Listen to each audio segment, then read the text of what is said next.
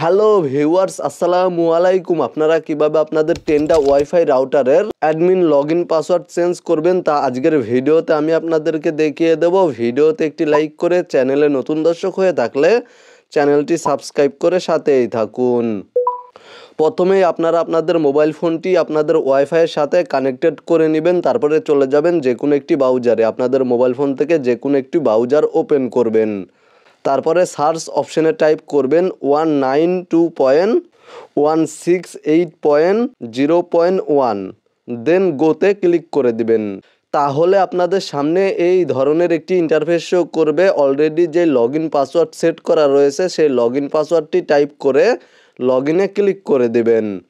দেন এখানে দেখতে পাচ্ছেন 3 লাইন মেনু বার, জাস্ট এই অপশানে ক্লিক করে দিবেন। তারপরে এখানে দেখতে পাচ্ছেন অ্যাডমিনিস্ট্রেশন নামে একটি অপশান রয়েছে, জাস্ট এই অপশানে ক্লিক করে দিবেন। দেন এখানে দেখতে পাচ্ছেন প্রথমে রয়েছে ওল্ড পাসওয়ার্ড, তারপরে রয়েছে নিউ পাসওয়ার্ড, তারপরে রয়েছে রিপিট নিউ পাসওয়ার্ড।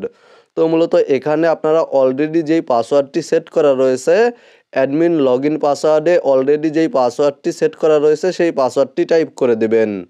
দেন এখানে দেখতে পাচ্ছেন রয়েছে নিউ পাসওয়ার্ড, এখানে নিউ পাসওয়ার্ড টাইপ করে দিবেন। মানে যেই পাসওয়ার্ড অ্যাডমিন লগইন পাসওয়ার্ডে সেট করতে চাচ্ছেন সেই পাসওয়ার্ডটি টাইপ করে দিবেন। দেন এখানে দেখতে পাচ্ছেন রয়েছে রিপিট নিউ পাসওয়ার্ড, এখানে নিউ পাসওয়ার্ড পুনরায় আবার টাইপ করে দিবেন।